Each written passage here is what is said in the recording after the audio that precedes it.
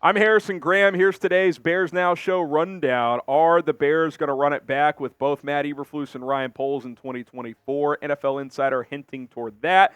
T.J. Edwards, he backs his quarterback, Justin Fields, as more and more teammates are doing that. You can feel the love in that locker room. We got some injury updates for this week's matchup against the Browns, and hey, perfect time to subscribe. The Bears are trending up. Big offseason ahead as well, but a big final month of the season. Lots of coverage coming your way. Hit that sub button.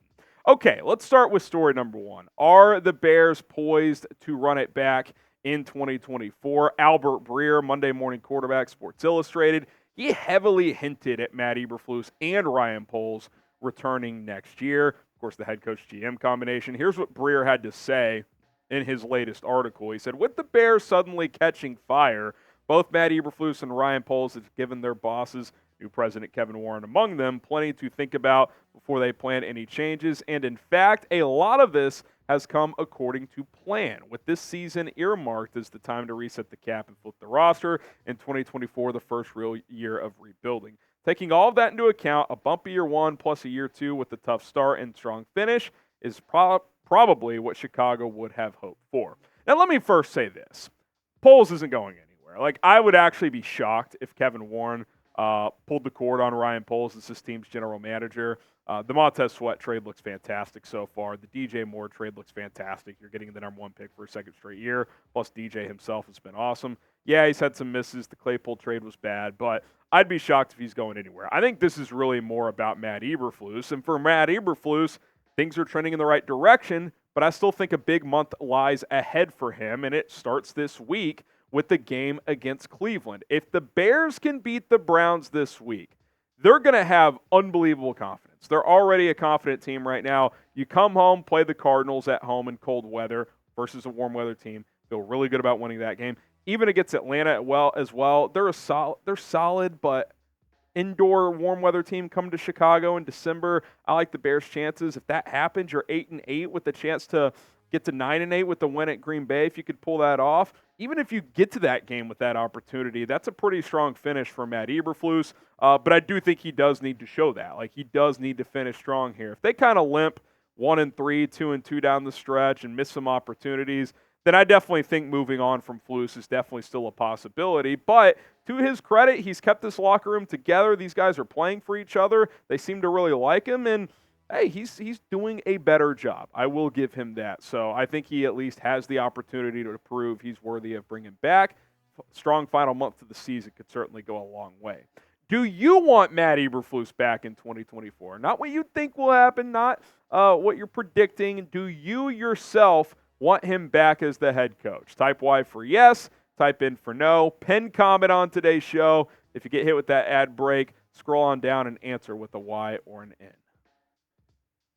T.J. Edwards, the latest Justin Fields teammate to back Justin Fields. He hopped on a podcast the other day and said that he is, and basically just put his confidence and belief in the quarterback and just wanted to go public with those beliefs. Here's what Edwards had to say. He said, I truly think there is something special in the locker room. Justin Fields is different. I really do. Just in terms of what I saw in OTAs and in camp, I knew this time was coming. And I think he means that for the quarterback and playing better and being a leader for this team, but really just for this team as a whole. Remember, there was cautious optimism coming into this season, and it started so poorly that we were like, oh, God, I mean, you got to fire everybody. This just isn't working. And well, to their credit, like I said, this team has stayed together, and now they're playing their best football, the Matt Eberflus era. And say what you want about Justin Fields. I don't think he's a perfect quarterback. I think there's flaws there, but I think he's got the mental makeup you want. I think the guys love him in that locker room. That is very, very clear. And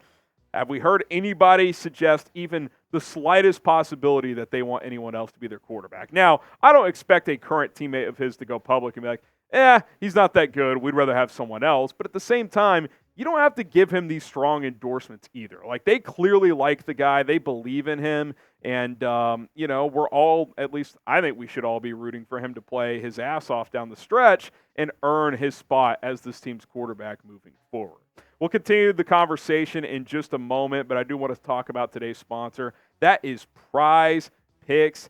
Daily fantasy made easy with Prize picks, and I just can't tell you how much fun and how much money I've been making with Prize Picks, especially once basketball season got going. I can play almost every single night, 2 to 6 player entries, and it's simple. You're not playing against other people. It's just you versus the projections, and if you hit on your picks, you are good to go. Simple 2-player entry I've got going this weekend in the NFL. Lamar Jackson, more on his passing yards. Same with Josh Allen. They've both been red hot recently. 10 to win $30. It's an awesome deal. You can win up to 25 times your entry money with the 6-player entry if you want to go more ballsy there. Obviously, less players, less risk there overall. PrizePicks.com/CLNS. Use our code CLNS, because that's going to get you a $100 deposit match. And if you miss on a couple picks, hey, you got the extra money to play with. PrizePicks.com/CLNS. Use our code CLNS. Celebrities like Meek Mill, Andrew Schultz, and others are playing Prize Picks. You should too.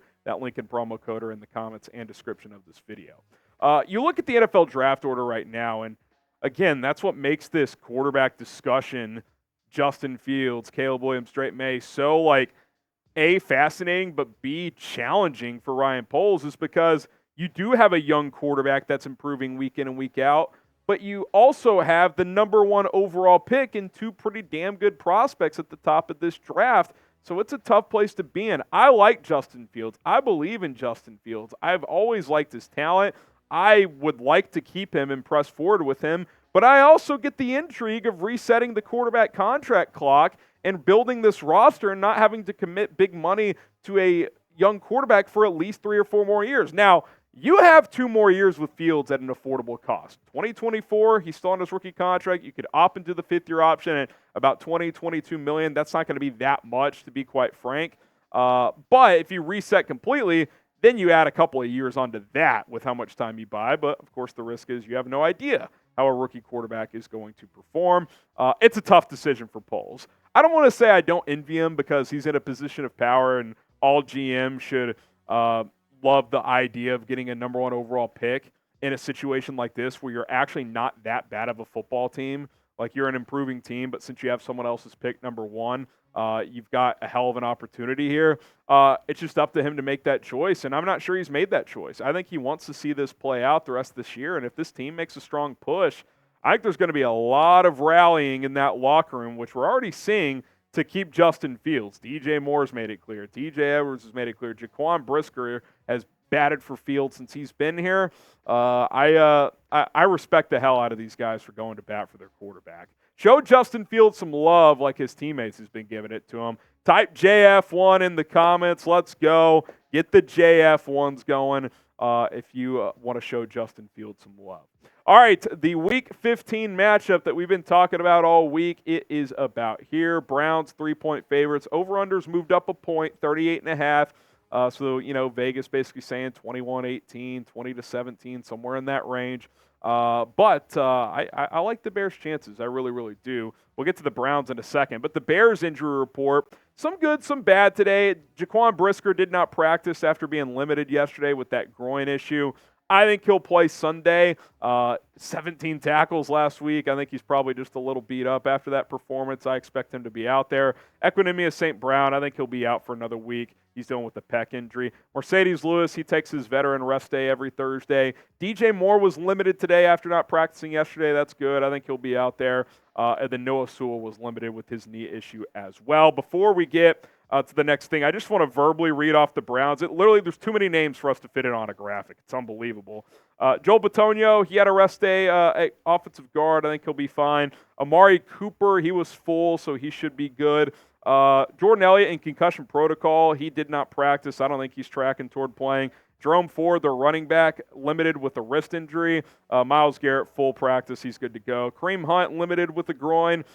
David Njoku did not practice, but they're labeling it as rest, so he should be good. Agbo Okoronkwo did not practice. He's dealing with a pec injury. I don't think he's going to play. Ethan Posick did not practice either. He's dealing with the stinger. Their center. They're already down both their offensive tackles who are on IR. Juan Thornhill did not practice with the calf. Denzel Ward limited with the shoulder. They got a lot of key players that may or may not play in this game. So if you're the Bears, you got to be licking your chops and saying, hey, this is our opportunity to take advantage of a team that's not at full strength this upcoming weekend. So who you got in this matchup. If you're rolling with the Bears, type CHI. If you're going with the Cleveland Browns, type CLE. I like the Bears, just like last week with the Lions. You're catching them at the right time.